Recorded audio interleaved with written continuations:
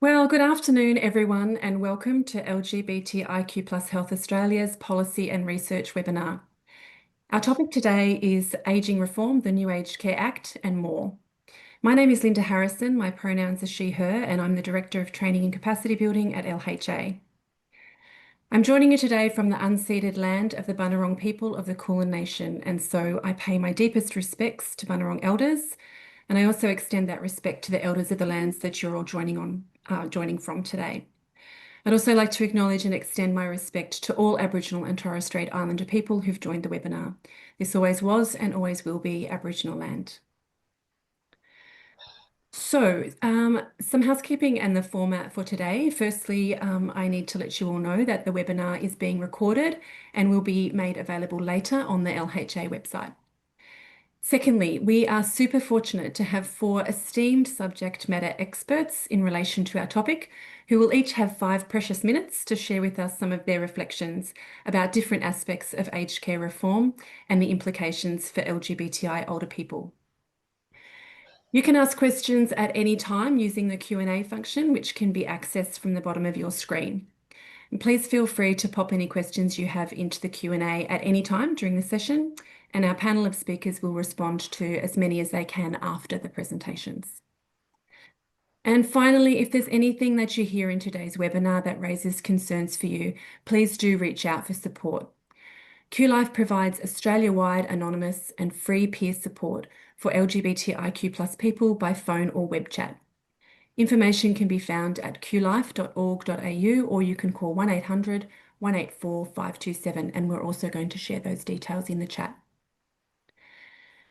So today we are exploring what aged care sector reform means for everyday older LGBTI people. From the big ticket New Aged Care Act starting later in the year to other supports such as care finders and community visiting, we will briefly unpack some of the different options that can help LGBTI older people age with respect. As we know, major change is underway in the wake of the Aged Care Royal Commission, and these changes and reforms collectively aim to situate aged care in this country as a human rights-based system. And for anyone working in this space, there's a lot of information about different aspects of the reform. The legislation, the rules, revised quality standards and statement of rights, including lots of webinars on all these topics, and I know because I've been listening to a lot of them. But nevertheless, it can be hard to understand how these changes will truly affect the everyday experiences of an older LGBTI person in seeking or receiving aged care support. We know that human rights are being enshrined in law, that inclusive language is being embedded in legislative policy and practice frameworks, that there's a strengthening of existing regulation standards and processes such as complaints, all in the interest of improving experiences for older Australians. We also know that LGBTI older people continue to experience inconsistent quality of care when it comes to their specific needs. So how will that change? If I were an aged care worker, manager, or CEO of an aged care service who didn't think that LGBTI inclusion was something that I needed to particularly think about before, why would I now? If a loved one of mine needed care and I worried about whether they'd be treated with respect and acceptance, can I feel reassured by these changes? Excuse me. And lastly, when I myself need aged care support, can I expect a better experience than the LGBTI people who've come before me? So with that, it's time to hear from our speakers, Anne, Michael, Keddy, and Kathy. Firstly, it's my pleasure to introduce Anne Muldowney. Anne has more than 30 years experience working with and on behalf of people of all ages with care needs and caring roles. She has participated in aged care policy reform and elder abuse prevention and response for over a decade. Anne is dedicated to promoting human rights in relationships between older people, their families, and carers and aged care service providers. So to explain recent aged care reforms, including the Act, Support at Home, and what that will mean practically for older people, including those at the intersections, it's over to you, Anne. Thank you. Thanks very much for that introduction, Linda, and we're very pleased at OPAN to collaborate with LHA to ensure that the rights of all older people can be upheld within the aged care system. So I'll just give a bit of a run through of the major changes under the Aged Care Act, and then hopefully that will segue to other speakers around what some of the practical implications are for when people are actually using services. So if we can start the slides, please. Yes. Sorry, ready to go. Sorry, no. No worries. Here we go. So yes, I'll focus on rights. The Older Persons Advocacy Network, OPAN, we're the national peak body for the National Aged Care Advocacy Program, and that's what we're all about. And we're very pleased that the new Aged Care Act is focused on the rights of older people. Next slide, please.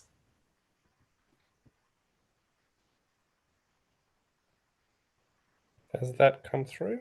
No. Oh, that's not what we want, is it? There we are.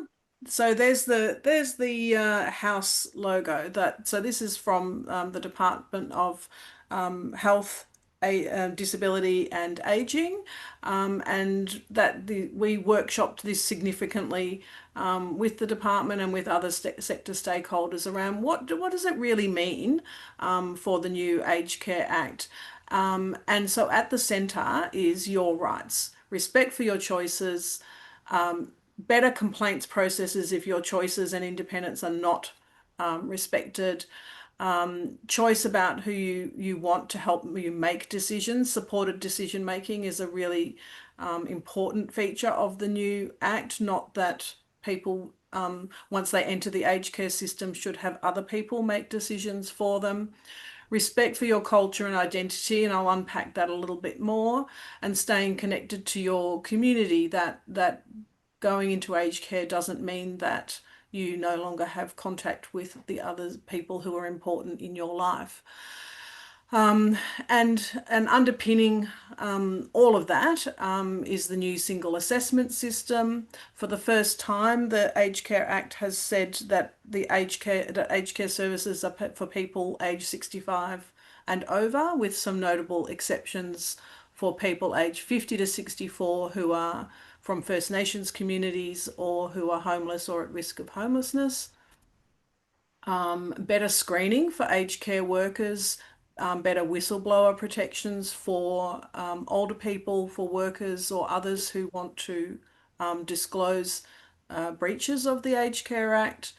Of most interest for people who will be asked from the 1st of November to pay more towards their aged care, more information about how providers are operating and spending both the government's money and your money, and respecting your private information staying private, and that overall the Aged Care Act, the Aged Care Standards, and the new regulatory framework are all to be for the aged care system to be much more culturally sensitive and trauma informed. So, and increasing awareness within the sector that includes people with a whole range of different past experiences before they come into your aged care service.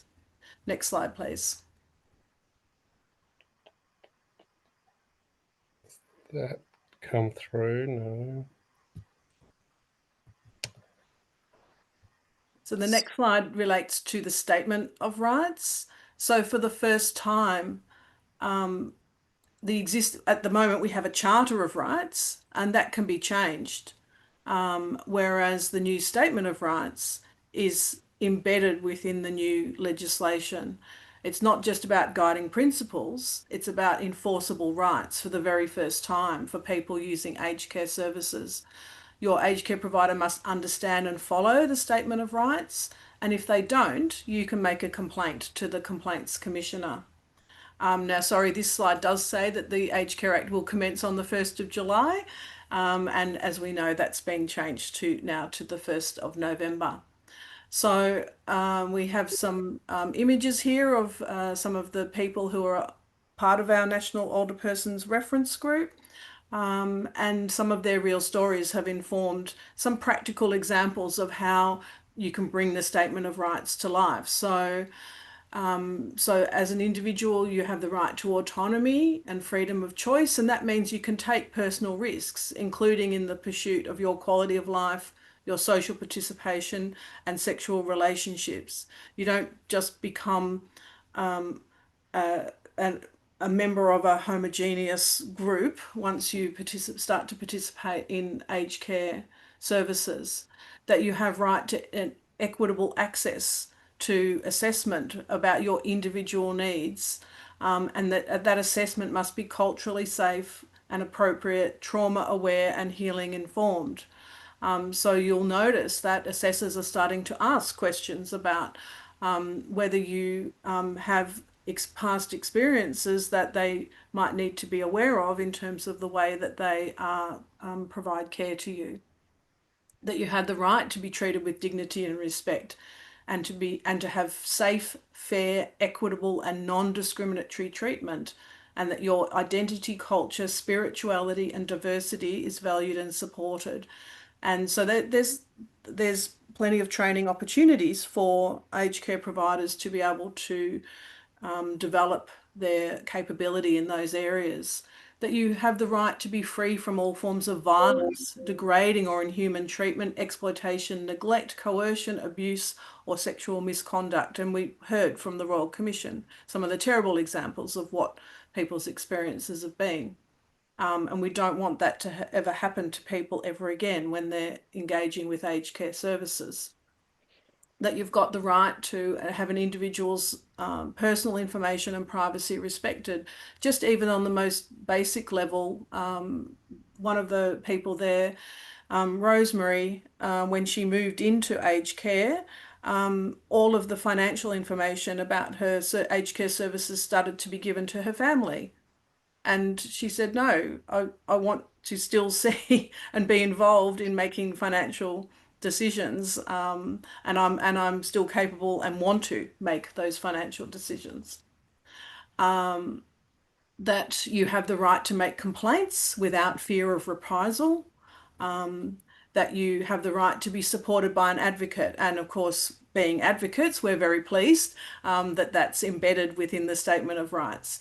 That you don't have to go it alone. If you're having a problem, you can have independent, confidential, and free advocacy support. And that you have the right to stay connected, if you choose, with significant people in your life, with pets, and visitation by family, friends, volunteers, and others, and to be connected to remain connected to your community, including by participating in public life and leisure, cultural, spiritual, and lifestyle activities. So these are enforceable rights. They're not just nice to have. If a provider is not upholding these rights, you can speak to the provider about it. You can make a complaint to the Aged Care Complaints Commissioner, and you can get advocacy support to do that. Next slide, please. Just one more minute, please, Anne. Thanks, Linda. Sorry. As I mentioned, the aged care quality standards are much stronger, and they are aimed to promote the physical and psychological safety of older people, and a culture of safety and inclusion, and that people can meet visitors in private, including engaging in sexual activity without judgment if they wish to. So if those things are not happening, then you once again you can complain, but also auditors from the Aged Care Quality and Safety Commission will be looking for policies and procedures that aged care providers have to allow people to continue to live the life that they choose. And importantly, a better food and dining experience. That's one thing that people consistently say is very important to them in aged care services. So we don't need to go to the next slides. That's enough. As I've mentioned, you can, oh, well, yes, sorry, just through to the next slide for our 1-800 number. So if you would like to speak to an advocate about any issues or concerns that you have with your aged care services, call us on 1-800 700 600 and you'll be connected through to one of our national network members in your state or territory. Thank you. Thank you so much, Anne. That's a great start for us. You've packed a lot into that few minutes, but really explored some of those aspects of the changes beautifully for us. So thank you. Next up is my friend and colleague, Michael Frommer.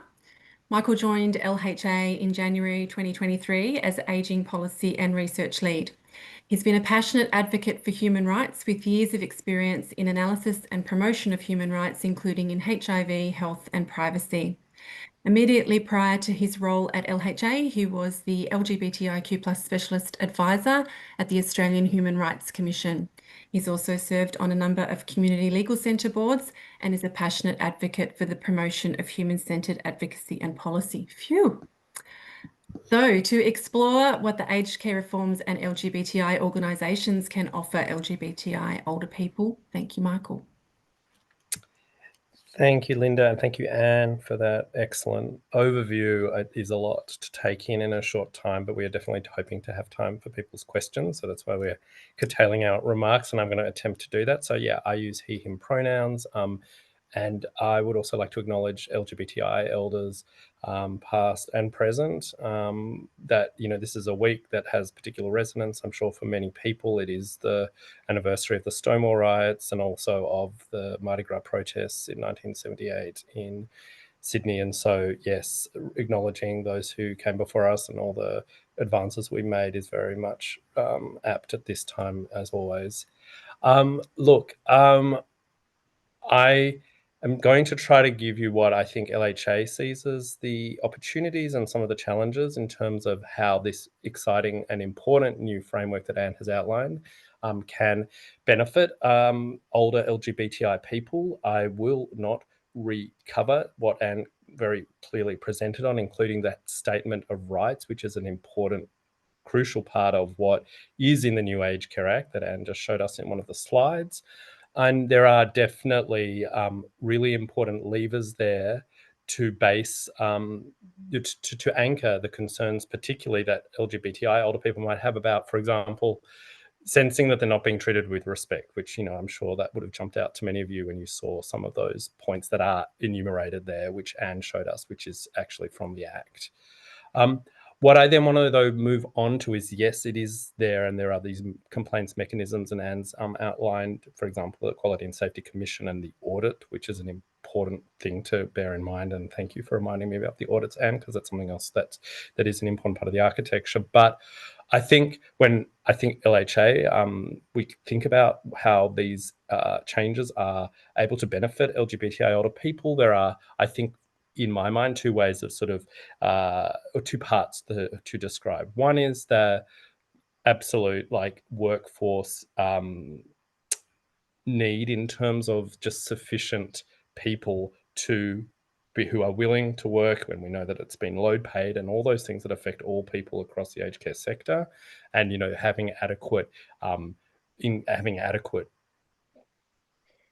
workforce is important, but of course it's not that workforce alone in numbers is all that we need. It's also the quality of that workforce. So they're not one and the same. They obviously have an interrelationship, but I'm going to talk more about the quality question and how that in particular has an LGBTI angle that may not be the same as mainstream older people, or for that matter, people from other, what you might say, special groups or minority or vulnerable populations. And of course, I think what many of you would know I'm talking about is people who understand what it is to be an older LGBTI person who has gone through what we've just referencing 50 years of since Stonewall and 47 years since Mardi Gras, and all the periods of time that have, that many older people have lived through of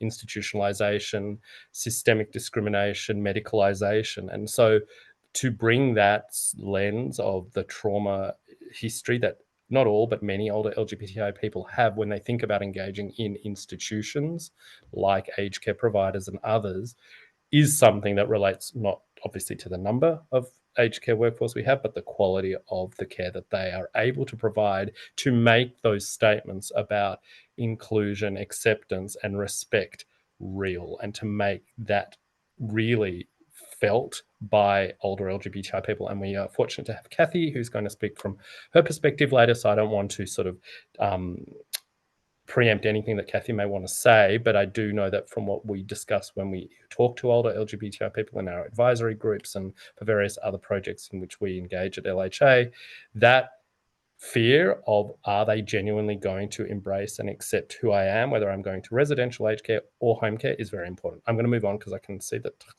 the clock ticks a lot faster when you're talking than you expect.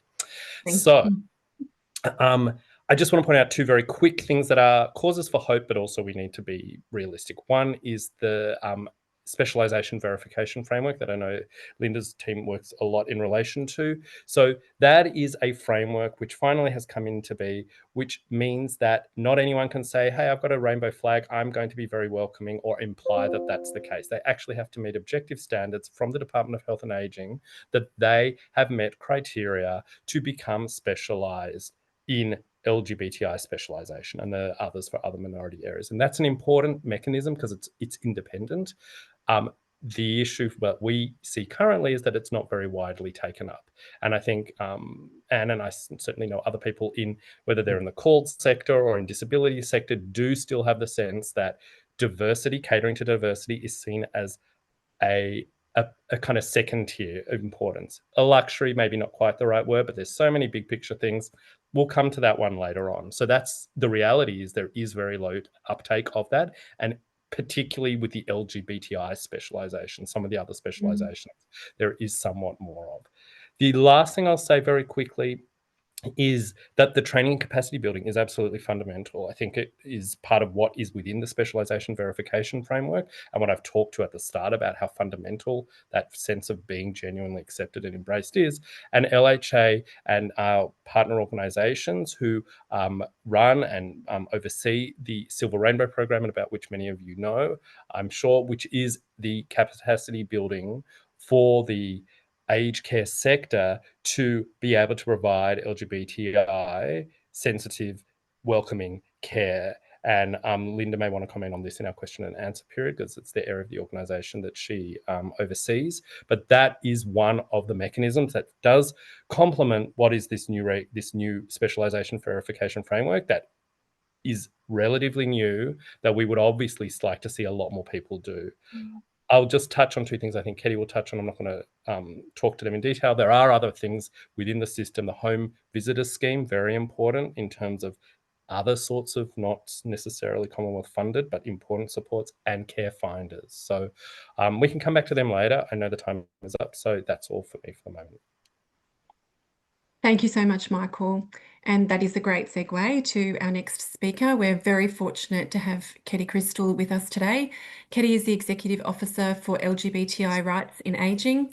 GRAY is a not-for-profit community-based organisation working to ensure that older LGBTI people are safe and respected. Previously, Ketty worked in the field of domestic and family violence from 1983 to 2016.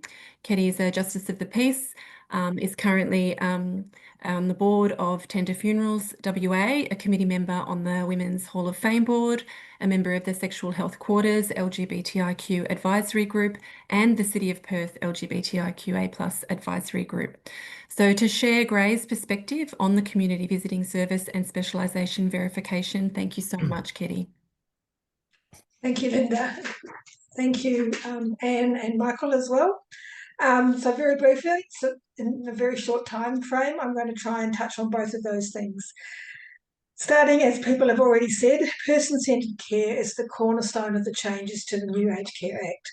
Person-centred care is promoted as being able to tell your provider how they can help you to be as independent as possible, support your wishes and keep your connections to people and community, which is all great if as an older LGBTI person, that you know that you're safe when you tell your provider about your sexuality or gender identity. Many of our older LGBTI people have kept themselves safe all their lives by being invisible and silent. So that is the nub of some of the issues of the that particular concept. So the Community Visitor Scheme, which is now called the Aged Care Volunteer Visitor Scheme, or ACVIS, and Grey is a new provider of the scheme. We started 2 years ago when it first rolled out. So there are 8 LGBTI providers across Australia, and currently the Northern Territory doesn't have an LGBTI ACVIS program. So any older LGBTI person living in residential aged care or living at home but who's had an ACAP assessment, even if they're just on the waiting list and they're not getting services yet at home, they can have a volunteer visitor. They can self-refer, or a provider can refer with their consent into the ACVIS program. What we're seeing right across Australia is quite a slow take-up of the ACVIS scheme. This is because there is limited awareness in the aged care workforce about LGBTI ACVIS providers.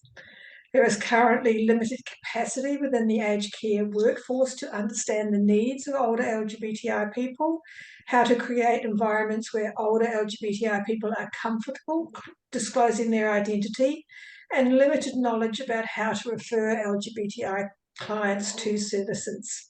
There is also a limited awareness within our own community about LGBTI ACVIS programs. And many of our older LGBTI people are quite isolated, and that makes them quite hard to reach. So in response, the LGBTI ACVIS sector has been advocating for about the last 12 months with the Department of Health and Aged Care, and they have just recently offered some specific funding. So over the next 12 months, there will be a very intensive amount of work done to promote the existing LGBTI ACVISs to the aged care workforce and to the community, so that there's more intensive promotion and outreach will improve awareness of this program and hopefully increase the access by our older members to the ACVIS programs right across Australia. So keep an eye out for that increased promotion work that's going to happen. The other thing I wanted to briefly talk about, and Michael touched on, is the LGBTI specialisation verification framework, which is quite a mouthful. So LGBTI people are one of the vulnerable groups identified under the Aged Care Act, and to claim a specialisation on the My Aged Care portal, providers must declare and provide care that is sensitive to the needs of those particular individuals, and it goes beyond the standard obligations of the aged care quality standards. So it's voluntary to take up providing the specialisation, but if an aged care provider wishes to claim they specialise in providing care to older LGBTI people, they need to satisfy the criteria set out in the framework. If they achieve that satisfaction, if they achieve the specialisation and it's verified, they can advertise on the My Aged Care portal. And that makes it easier if an older LGBTI person is looking to see what is available within the area that they might be living that is going to be LGBTI friendly.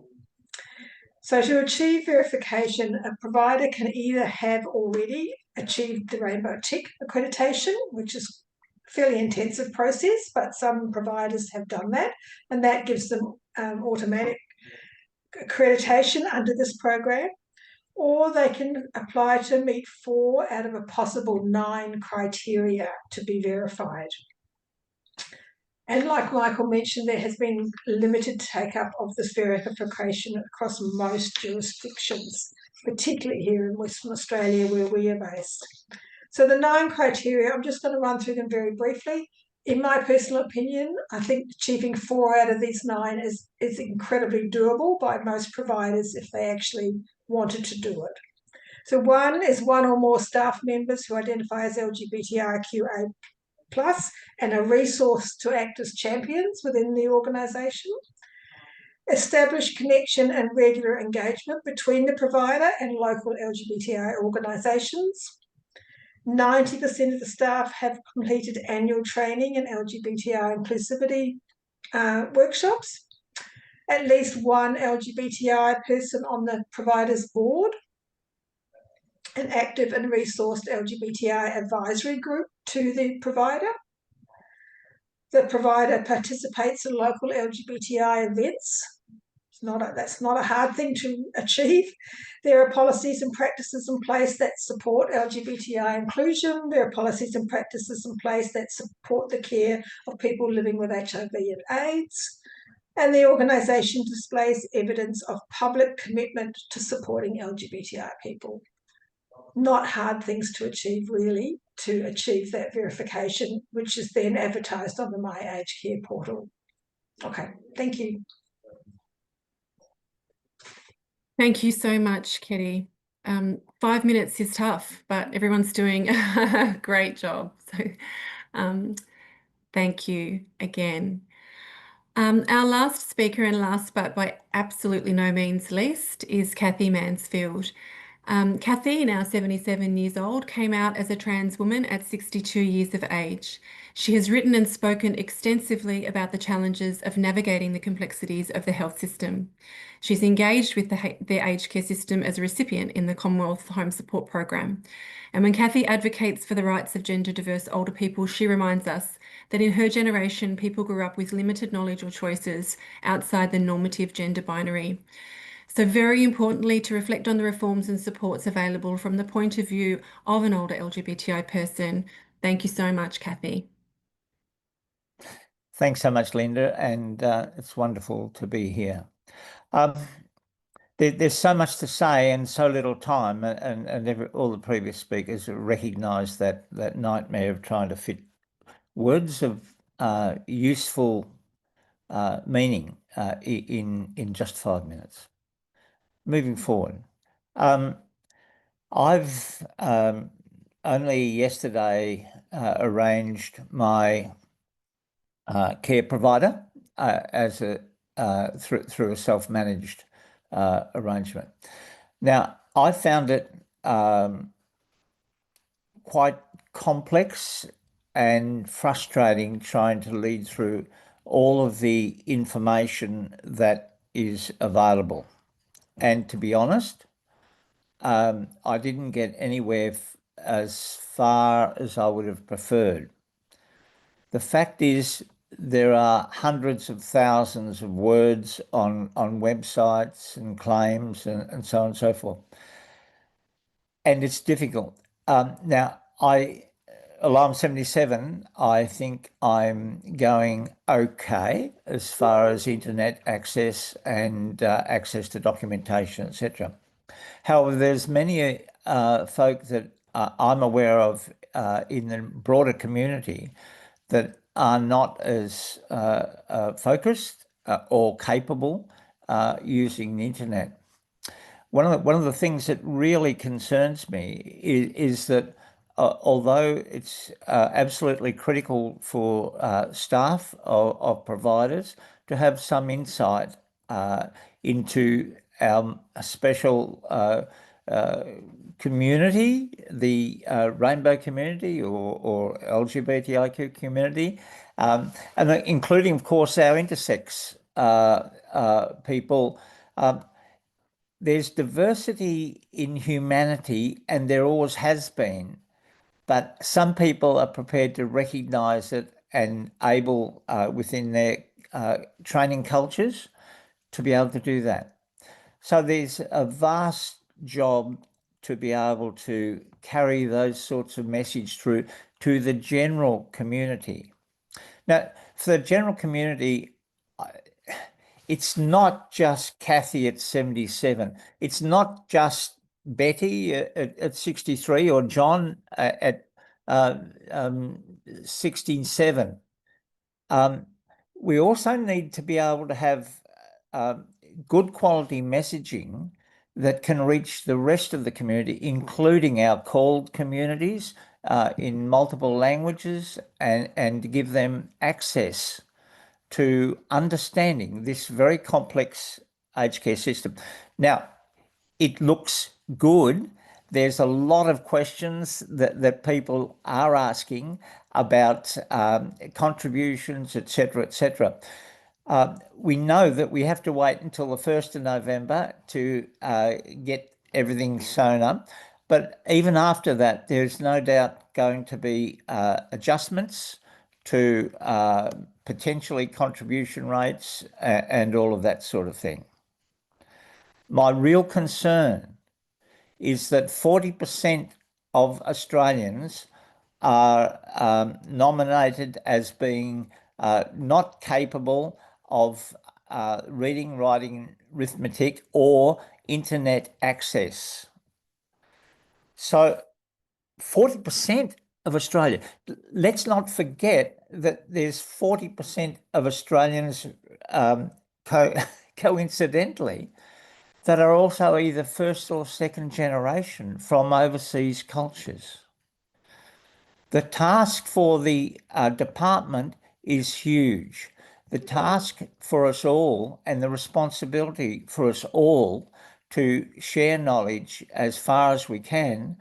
And in my view, the very best way to do that is to be able to present in face-to-face sessions so people can see that we, the transgender or other folk in the SGD, sex and gender diverse community, we're humans too. And we've got rights, and we should have rights. We should have our human rights recognised. We have always been, going back eons, part of the human fabric, the human social fabric. Too many of us have had to hide.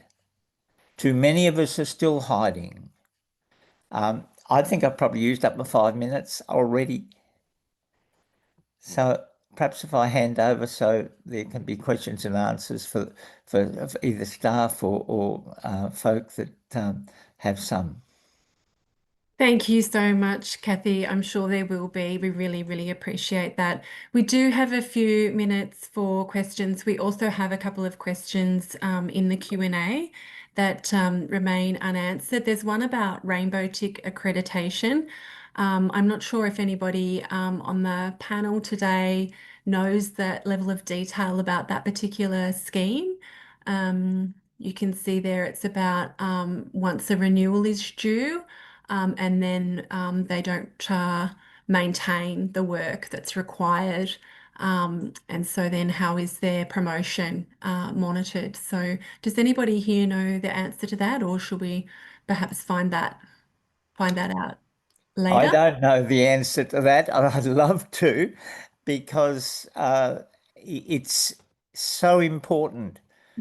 People can, especially with world politics at present, can in the queer community, in my LGBTIQ community, in my rainbow community, however you want to phrase it, are feeling in too many cases at severe risk. And therefore, it is really important that we do better in the provider's end.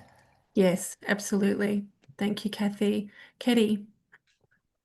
Like the specialisation verification framework as well, any accreditation has to be reassessed every 3 years. So if you have Rainbow Tick, you go up for your reassessment after, I'm pretty sure it's 3 years. And if you don't achieve it, then you lose your Rainbow Tick. You can no longer claim or advertise your organisation as having achieved Rainbow Tick. And it would be the same with the specialisation verification as well. An organisation can achieve it, but it has to be reassessed. to be able for them to stay on the MyAge portal as an organisation providing specialisation in that particular avenue of vulnerability. Thank you, Katie. I hope that answers your question, Anne, or goes some way too. There's a couple of questions in the chat in relation to care finders. Anne, I don't know whether you are able to expand on some of those queries about care finders and about accessing MyAge care, particularly when older people are living alone. Thanks, Linda. Yeah, I'm happy to, and Michael, do chip in as well around Care Finders. Care Finders is a really important program for people who may have reason to lack trust in the system and be reluctant to engage with the system due to a variety of reasons, and also who may not have informal supports in their family and friend network who can help them do it. As Kathy's mentioned, a lot of older people don't have the digital literacy to be able to go onto the MyAge Care website and navigate their way through that. So some of our national network members in OPAN also offer the Care Finder program, and some of them do specialise in particular groups such as cultural diversity or people who are homeless or at risk of homelessness. And yes, they will help you to get yourself registered with MyAge Care, get yourself assessed for aged care services, and help you to also find a provider, because we are finding a lot of older people they've got an assessment and they're eligible for aged care services, but then they're having trouble. They said, well, I've got these referral codes. What do I do next? So care finders can help with that as well. And don't forget that our advocates can help. So it's not just for people who are already using aged care services, it's for people who are seeking aged care services. So how do I find a provider that has vacancies, has capacity, and can actually deliver the services that I have a referral code for? Thank you very much, Anne. We've only got a few minutes left. I just want to acknowledge in the Q&A, Monty. Hello, Monty. Nice to see your name And there. I may also just chime in specifically. Yes, Michael? Stable internet at the moment. Can you hear me okay, Linda? I think you're back. Yeah. Okay, apologize. I just wanted to add to very quickly Anne's comment that specifically in terms of what I think Katie said, that all jurisdictions other than Northern Territory have at least one. Oh, you were talking about, sorry, visiting. Sorry, you were talking about visiting, weren't you, Katie, when you talked about visiting scheme. But in terms of aged care finders, basically there are a limited number that are LGBTI specialised. We're going to be having a portal called the Silver Pride Navigator, which will provide further information on how you get there. So in the meantime, you're welcome to email us here if you want specific information about particular jurisdiction, about where you are, because unfortunately it's not available everywhere in the country. But you can contact LHA, and we're happy to provide some sort of direction to those that are LGBTI specialised. I'll leave it at that. Sorry, because I know we're getting out of time. Thank you, Michael. I just want to note there seems to be continue to be some problems with accessing and finding care finders. So that's something just, I guess, for us to note, getting a nod there from Anne. Also, Monty, your comment about specialisation verification and what's the motivation for providers. I think that's it is a real issue across the board when it comes to training and workforce development. So, yep, just note, I guess we just have time to note that now that it doesn't come without its challenges. Andrew, thank you for your point about we haven't talked about the initial assessment and necessity for workforce to understand LGBTI needs. I think we could dedicate a whole webinar to disclosure and data and information sharing and what we really know about our communities in terms of their needs and also their numbers. So definitely acknowledge that point. There's a few other comments there, Monty. Not sure about I don't know if anybody else has more information, but we're not sure about dates around updates for the specialisation framework. We're just about out of time, so I'll encourage you to have a look, if you can, at the other comments and questions in there. But I want to make sure that I do very warmly thank you, and Michael, Ketty, and Kathy, for being here today and for sharing your insights. I really want to thank everyone who's joined the webinar and just acknowledge how much we appreciate your engagement. We do welcome your feedback. Please get in touch with us via the LHA website if there's ideas for future sessions or any more feedback about today. And a quick reminder that there's also QLife supports available. You can call 1800 184 527 or Google them. I said I'd put it in the chat, but there's no chat. But you should be able to fairly easily find information for QLife, and I do encourage you to do that. So we are out of time for now. I want to thank everybody again. I want to wish everybody a happy Pride Month, and we hope to see you at a future webinar. But for now, do take care, and thank you everybody, and goodbye. Thank you all.